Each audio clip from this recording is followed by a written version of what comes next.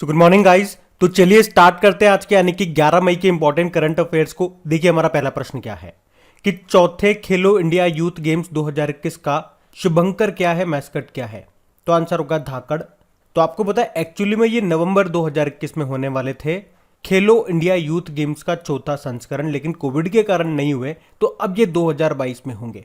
कहाँ पे? पंचकुला, हरियाणा में। और इसका शुभंकर एक धाकड़ है जो कि एक प्रकार की गाय है। अच्छा आगे बढ़े उससे पहले एक प्रश्न का उत्तर आप लोग दीजिए कि इस साल 5वें खेलो इंडिया यूथ गेम्स का आयोजन ये कहाँ पे किया जाएगा, क्योंकि ये तो चौथा वाला है। इससे पहले 3 हो चुके हैं। सबसे पहला वाला हुआ था 2018 में दिल्ली में, दूसरा वाला 2019 में पुणे महाराष्ट्र में हुआ था, और तीसरा हुआ था 2020 में असम के गुवाहाटी में। और अब ये चौथा स्टार्ट होगा 4 जून को।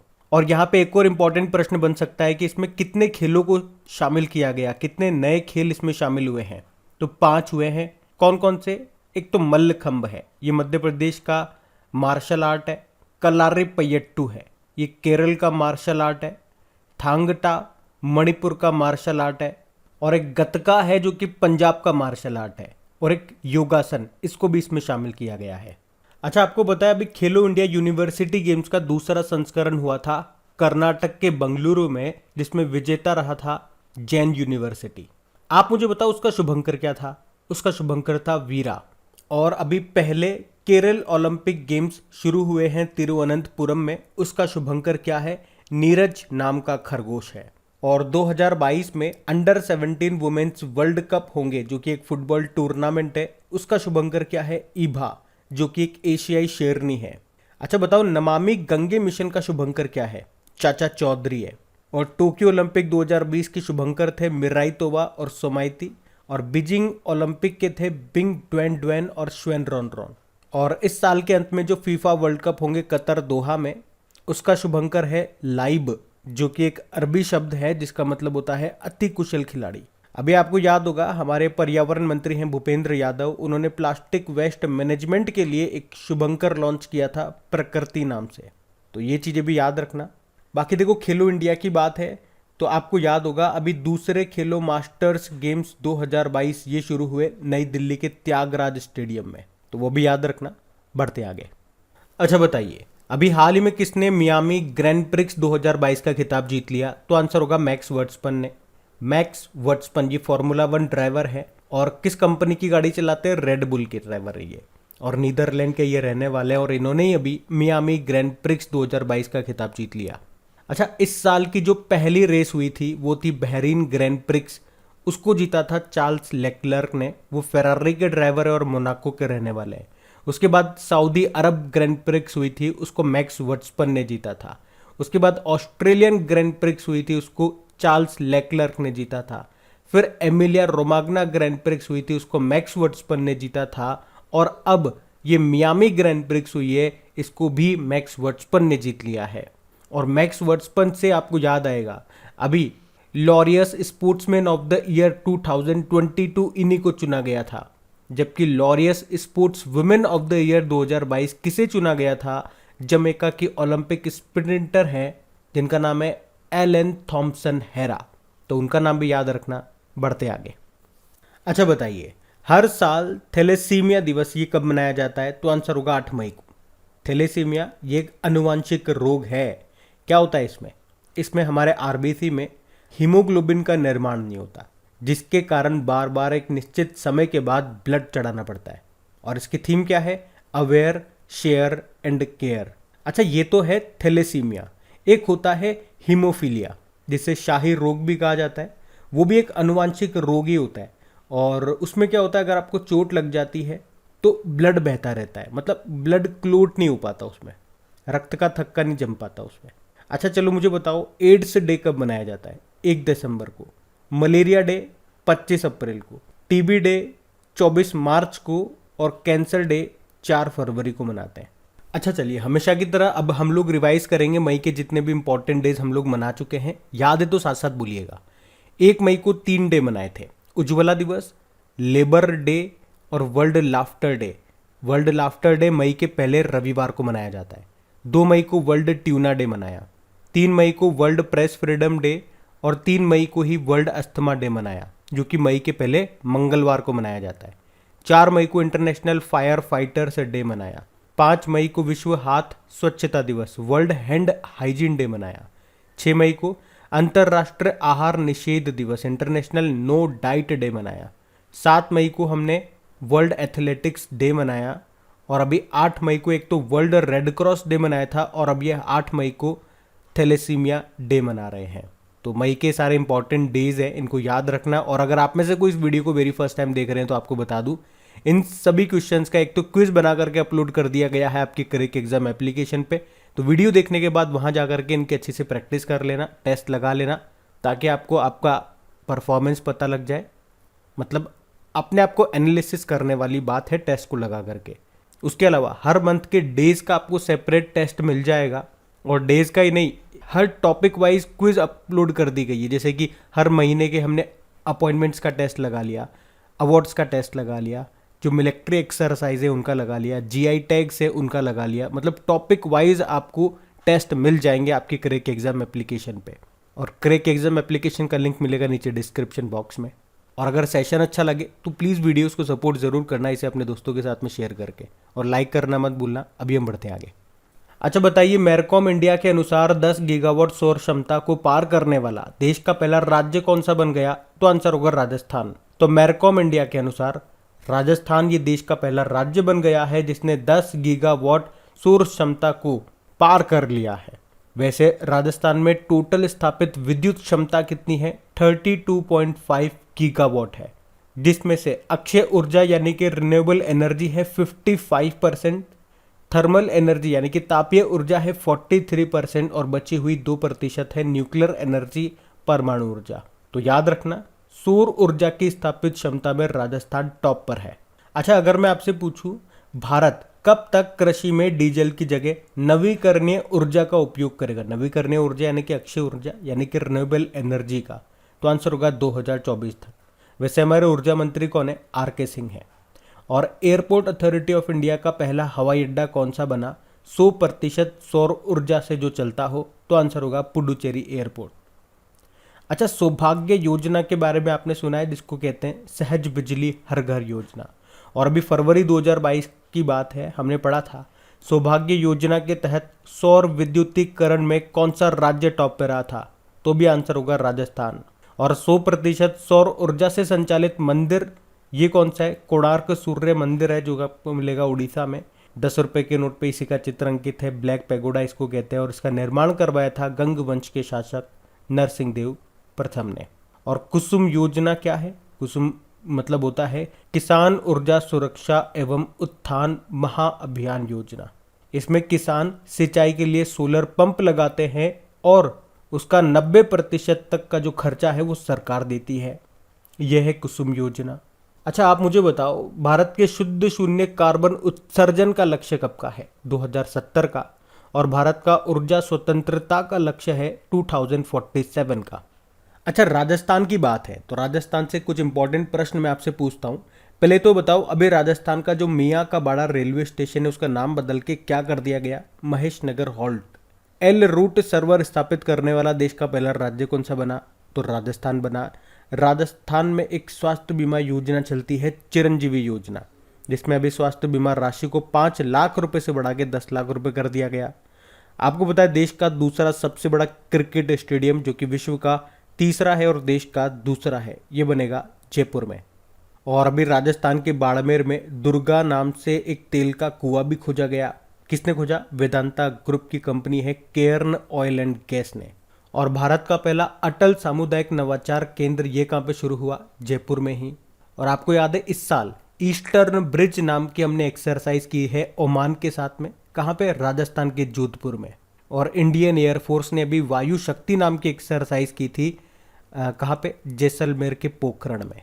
तो ये सब याद रखना। आप बढ़ते आगे। अच्छा बताइए, अभी हाल ही में किसे ब्रिटिश साम्राज्य का सबसे उत्कृष्ट सम्मान MBE प्राप्त हुआ? तो आंसर होगा गुरुस्वामी कृष्णमूर्ति को। तो ब्रिटिश चिकित्सा प्रौद्योगिकी फर्म है पेनलॉन, जिसके CEO हैं ये गुरुस्वामी कृष्णमूर्ति, और उनको ब्रिटिश साम्राज्य का सबसे उत्कृष्ट सम्मान 2022, जिसे कहते हैं honorary member of the Order of the British Empire, ये मिला है। तो ये गुरुस्वामी कृष्णमूर्ति हैं, ये भारत के तमिलनाडु के मदुरै क्षेत्र के रहने वाले हैं। और ये जो ब्रिटिश मानद पुरस्कार है, ये साल में 2 बार दिए जाते हैं। अच्छा मुझे बताओ सबसे इंपॉर्टेंट पॉइंट कि अभी विश्व खाद्य पुरस्कार वर्ल्ड फूड प्राइज 2022 किसे मिला? सिंथिया रोसेंजवेग को। और अभी पेरू सरकार के द्वारा सर्वोच्च राजनयिक पुरस्कार किसे मिला था? अर्देशर बीके दुबाश को। और व्हीटली गोल्ड अवार्ड यह भी मिला था चारुदत्त मिश्रा को हिम तेंदुए के संरक्षण के लिए। तो ये नाम भी याद रखना, न्यूज में थे। बढ़ते आगे। अच्छा बताइए, अभी किस राज्य सरकार ने लाडली लक्ष्मी योजना 2.0 को शुरू किया? तो आंसर होगा मध्य प्रदेश। तो मध्य प्रदेश सरकार ने बेटियों की पढ़ाई को बढ़ावा देने के लिए ये लाडली लक्ष्मी योजना को शुरू किया था। पहला चरण इसका शुरू हुआ था 2 मई 2007 को, और अभी इसका दूसरा चरण शुरू हुआ है, जिसमें अब कॉलेज में एडमिशन लेने वाली लड़कियों को 25,000 रुपये की आर्थिक मदद दी जाएगी। और अगर छात्राएं 12वीं के बाद आईआईटी या आईआईएम या मेडिकल कॉलेज में प्रवेश लेती है तो उन बेटियों की पूरी सरकारी फीस सरकार अदा करेगी। अब बात मध्य प्रदेश की है तो ये रहा मैप में एमपी, कैपिटल इसकी भोपाल है। और हमने पूछा था कि 2022 में 5वें खेलो इंडिया यूथ गेम्स कहाँ पे होंगे? तो भोपाल में ही होंगे। और भारत का पहला ई वेस्ट क्लिनिक ये भी बना है भोपाल में। मुख्यमंत्री हैं शिवराज सिंह चौहान और गवर्नर कौन है? मंगूभाई छगनभाई पटेल। उसके अलावा अभी मध्य प्रदेश ने मुख्यमंत्री उद्यम क्रांति योजना शुरू की थी। अच्छा, पहला लता दीनानाथ मंगेशकर पुरस्कार से किसे सम्मानित किया गया? प्रधानमंत्री नरेंद्र मोदी को। और आप जानते हो लता मंगेशकर जी के नाम पे संगीत अकादमी और संग्रहालय यानी कि म्यूजियम ये कहाँ पे स्थापित किया जाएगा या बनेगा? तो इंदौर में ही। देश में पहला चाइल्ड बजट पेश करने वाला पहला राज्य कौन सा बना था? तो आंसर होगा मध्य प्रदेश। अभी एशिया का सबसे बड़ा बायो सीएनजी प्लांट ये भी बनेगा इंदौर मध्य प्रदेश में। बायोमास से हाइड्रोजन प्लांट ये भी बनेगा मध्य प्रदेश के खंडवा में। और देश का पहला ड्रोन स्कूल खोला गया कहाँ पे? मध्य प्रदेश के ग्वालियर में। ग्वालियर में ही तो तानसेन महोत्सव का आयोजन किया जाता है। उसके अलावा भारत का पहला जियोलॉजिकल पार्क कहाँ पे बनेगा? मध्य प्रदेश के जबलपुर में, जो लम्हेटा गांव है वहां पे। अभी फरवरी में आपको याद होगा खजुराहो नृत्य महोत्सव ये भी मनाया गया था मध्य प्रदेश में, मध्य प्रदेश के छतरपुर में। अच्छा, खजुराहो के मंदिर ये आपको मध्य प्रदेश के छतरपुर में ही मिलेंगे। किस शैली में बने? तो पंचायतन शैली में बने। किसने बनवाया? चंदेल शासकों ने बनवाया। और अगर पूछे कि पावर सेक्टर में साइबर सिक्योरिटी लागू करने वाला पहला राज्य कौन सा बना? तो आंसर होगा मध्य प्रदेश। तो ये सारे पॉइंट ध्यान रखना। बढ़ते आगे। अच्छा बताइए, मई 2022 में बंगाल की खाड़ी में उठे चक्रवाती तूफान का नाम असानी ये किसने रखा? तो आंसर होगा श्रीलंका ने। तो याद रखना ये 2022 का पहला चक्रवात है और इसको नाम दिया है श्रीलंका ने। क्या नाम दिया है? असानी, जिसका मतलब होता है क्रोध। इससे पहले 2021 में कौन कौन से चक्रवाती तूफान हम लोगों ने देखे? आपने देखा था अभी दिसंबर में जो 2021 का लास्ट था, जवाद, और ये बंगाल की खाड़ी में उठा था। इसको नाम किसने दिया था? सऊदी अरब ने। यास नाम का जो चक्रवात है इसको नाम दिया था ओमान ने। एक गुलाब नाम का चक्रवात देखा था, पाकिस्तान ने नाम दिया था। तोकाते नाम किसने दिया था? म्यांमार ने। और शाहीन नाम दिया था कतर ने। तो ये 2021 के जो इंपॉर्टेंट थे जो हमने न्यूज़ में पढ़े थे ये भी ध्यान रखना। अच्छा, एक प्रश्न का उत्तर आप लोग दो। वर्ल्ड मेटियोरोलॉजिकल ऑर्गेनाइजेशन का हेडक्वार्टर कहाँ पर है? तो इसका आंसर क्या होगा? जेनेवा, स्विट्जरलैंड में। अब बात यहाँ पे श्रीलंका की है, लेकिन श्रीलंका से संबंधित एक और प्रश्न हम आगे पढ़ेंगे, वहाँ पे इसके बारे में चर्चा कर लेंगे। अभी बढ़ते हैं आगे। अच्छा बताइए, अभी हाल ही में किस भारतीय एथलीट ने 5000 मीटर की रेस में 30 साल पुराना रिकॉर्ड तोड़ दिया? तो आंसर होगा अविनाश सेबल। तो भारतीय एथलीट है ये अविनाश सेबल, जिन्होंने अभी 5000 मीटर रेस में 30 साल पुराना रिकॉर्ड तोड़ दिया। और इन्होंने अभी 13 मिनट 25.65 सेकंड का समय लेकर के एक नया नेशनल रिकॉर्ड बनाया।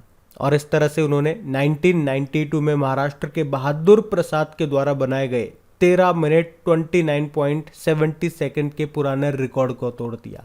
अच्छा मुझे बताओ, हर्षदा शरद गरुड़ ये नाम आपने सुना होगा। अभी जूनियर वर्ल्ड वेटलिफ्टिंग चैंपियनशिप में गोल्ड जीतने वाली पहली भारतीय ये बनी थी।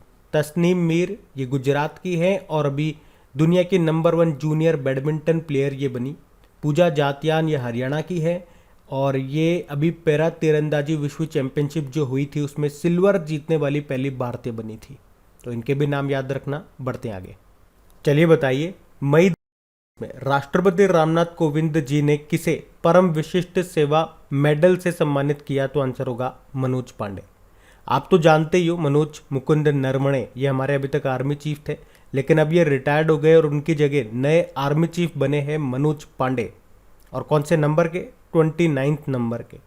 और अभी इन्हीं को राष्ट्रपति रामनाथ कोविंद जी ने परम विशिष्ट सेवा पदक से सम्मानित किया। तो अभी राष्ट्रपति जी ने 13 तो शौर्य चक्र, 14 परम विशिष्ट सेवा पदक, 4 उत्तम युद्ध सेवा पदक और 24 अति विशिष्ट सेवा पदक भी दिए हैं। अच्छा, हमारे आर्मी चीफ तो हो गए मनोज पांडे, और आर्मी डे 15 जनवरी को होता है।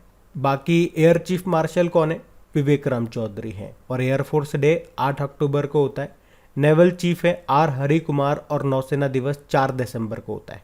और मनोज नाम से मैंने 3 अपॉइंटमेंट आपको याद करवाए थे। एक तो ये हो गया मनोज पांडे, बाकी 2 नाम हैं, एक तो है मनोज कटियार और एक मनोज सोनी। आप लोग बताइए ये दोनों अभी क्या बने थे? हम बढ़ते हैं आगे। चलिए बताइए, अभी हाल ही में विश्व बैंक के जो पूर्व अर्थशास्त्री हैं, क्या नाम है? रॉड्रिगो चाउस, इन्होंने किस देश के राष्ट्रपति के रूप में शपथ ली? तो आंसर होगा कोस्टा रिका। तो कोस्टा रिका, इसके ये नए प्रेसिडेंट बन गए हैं रॉड्रिगो चाउस। इससे पहले ये वर्ल्ड बैंक के पूर्व अर्थशास्त्री भी रह चुके हैं। और अगर आइवरी कोस्ट के बारे में हम लोग बात करेंगे, इसके प्रधानमंत्री अभी बने थे पेट्रिच अची। सर्बिया के प्रेसिडेंट बने थे अलेक्जेंडर वुसिक। और हंगरी से भी 2 अपॉइंटमेंट बने थे। एक तो पहली महिला प्रेसिडेंट कैटलिन नोवाक, और फिर से प्रधानमंत्री बने विक्टर ऑरबाल। देखो, ये जो कोस्टा रिका देश है, ये सेंट्रल अमेरिका का एक देश है जिसका कैपिटल होता है सेंट जोस। करेंसी है कोस्टा रिकन कॉलोन। बढ़ते आगे। अच्छा बताइए, अभी मई 2022 में श्रीलंका के जो प्रधानमंत्री हैं उन्होंने इस्तीफा दे दिया। उनका नाम क्या है? महिंद्रा राजपक्षे। तो अभी श्रीलंका के जो राष्ट्रपति हैं गोतबाया राजपक्षे, और प्रधानमंत्री थे, इनके ही भाई थे, महिंद्रा राजपक्षे। तो अभी प्रधानमंत्री ने तो इस्तीफा दे दिया है। और कारण क्या है आप सभी जानते हो? वहाँ पे इमरजेंसी लगी, खाद्य आपातकाल, श्रीलंका को दिवालिया होना पड़ा। इन सब के कारण वहाँ इनका विरोध प्रदर्शन हुआ, जिसके कारण अभी इन्होंने अब जाकर के इन्होंने इस्तीफा दिया। देखो, बात श्रीलंका की हो रही है, तो ये रहा मैप में श्रीलंका। 2 कैपिटल है, कोलंबो इसकी कमर्शियल कैपिटल है, और श्री जयवर्धनेपुरम कोट्टी इसकी एडमिनिस्ट्रेटिव कैपिटल है। आपको पता है कोलंबो में हेडक्वार्टर है एशियन क्रिकेट काउंसिल का। करेंसी इसकी श्रीलंकन रुपी है, और प्रेसिडेंट अभी तो गोतबाया राजपक्षे हैं, आगे का भरोसा नहीं है। अच्छा, भारत और पाकिस्तान के बीच में एक जल डमरू मध्य है, एक स्ट्रीट है जिसको कहते हैं पाक जल डमरू मध्य या पाक स्ट्रीट। और वैसे भारत और श्रीलंका के बीच में कौन कौन सी मिलिट्री एक्सरसाइज होती है? एक तो मित्र शक्ति होती है, और एक स्लाइनेक्स नाम की एक्सरसाइज होती है। और हमने पढ़ा था कि एशिया कप 2022 का आयोजन ये कहाँ पे किया जाएगा? श्रीलंका में किया जाएगा। और 2022 में 5वें बिम्स्टेक सम्मेलन को किसने होस्ट किया? श्रीलंका ने। और अभी हम लोगों ने पढ़ा था मिशन सागर 9 के एक हिस्से के रूप में INS घड़ियाल ने श्रीलंका को महत्वपूर्ण दवाएं पहुंचाई थी। तो ये चीज़ें ध्यान रखना। बढ़ते हैं आगे। अच्छा बताइए, अभी हाल ही में जारी राष्ट्रीय परिवार स्वास्थ्य सर्वेक्षण के 5वें दौर की रिपोर्ट आई है, और उसके अनुसार राष्ट्रीय स्तर पर कुल प्रजनन दर कितनी है? तो आंसर होगा 2%। तो अभी हमारे जो हेल्थ मिनिस्टर है मनसुख मांडविया, उन्होंने राष्ट्रीय परिवार स्वास्थ्य सर्वेक्षण के 5वें दौर की रिपोर्ट को जारी किया है, और इसमें 2019 से लेकर 2021 तक के आंकड़े प्रस्तुत किए गए हैं। इसमें बताया कि कुल प्रजनन दर यानी कि टोटल फर्टिलिटी रेट ये 2.2% से घट करके 2% हो चुकी है। अच्छा, कुल प्रजनन दर से आप क्या समझते हो? टोटल फर्टिलिटी रेट से ये बताती है कि एक महिला अपने जीवन काल में कितने बच्चों को जन्म देती है, उसे ही कुल प्रजनन दर कहते हैं। तो ये अब कितनी हो गई है? 2% हो गई है, मतलब घट गई है। और प्रतिस्थापन दर की बात करेंगे, यानी कि रिप्लेसमेंट लेवल ऑफ फर्टिलिटी पर वुमेन, तो ये है 2.1%। इसको आप ऐसे समझो जैसे कि एक माता और एक पिता, उनसे 2 बच्चों का जन्म हुआ, जैसे कहते हैं ना हम 2 हमारे 2। तो यहाँ पे रिप्लेसमेंट लेवल आप क्या देखोगे? बराबर है। माता और पिता 2 जने थे, बच्चे भी कितने? 2। तो दोनों ने दोनों को रिप्लेस कर दिया। तो अगर बराबर होता तो यहाँ पे 2% होता, लेकिन यहाँ पे थोड़ा बढ़ा करके दिया गया, कितना? 2.1%। तो ये दोनों रेट्स आपको याद रखनी है। इसके अलावा अगर हम बात करें राज्यों के हिसाब से कि सबसे ज़्यादा प्रजनन दर ये किस राज्य की है? तो बिहार की है। कितनी है? 2.98%। और सबसे कम है सिक्किम की, 1.05% है। तो ये आंकड़े ध्यान रखना। अब हम बात करते हैं कल के वीडियो में पूछे गए प्रश्न के उत्तर की। तो कल के वीडियो में आपसे क्या पूछा था कि क्रिप्टो एडॉप्शन इंडेक्स में भारत की रैंक क्या है? तो 21वें नंबर पर रहा भारत। आप सभी ने प्रश्न का बिल्कुल सही उत्तर दिया। और गाइज, अगर प्लीज़ सेशन अच्छा लगा करे तो इसे शेयर ज़रूर करा करें अपने दोस्तों के साथ में, जो भी आपका स्टडी ग्रुप हो गया व्हाट्सएप पे, फेसबुक पे। तो प्लीज़ एक बार लिंक को शेयर ज़रूर कीजिएगा और वीडियो को लाइक करना मत भूलना। इनका क्विज बना करके अपलोड कर दिया गया आपके क्रिक एग्जाम एप्लीकेशन पे, वहीं पे जा करके इसकी पीडीएफ भी आपको मिल जाएगी। क्रिक एग्जाम एप्लीकेशन का लिंक आपको मिलेगा नीचे डिस्क्रिप्शन में, वहीं पे टेलीग्राम का लिंक भी है। अब ये रहा आज का आपका होमवर्क।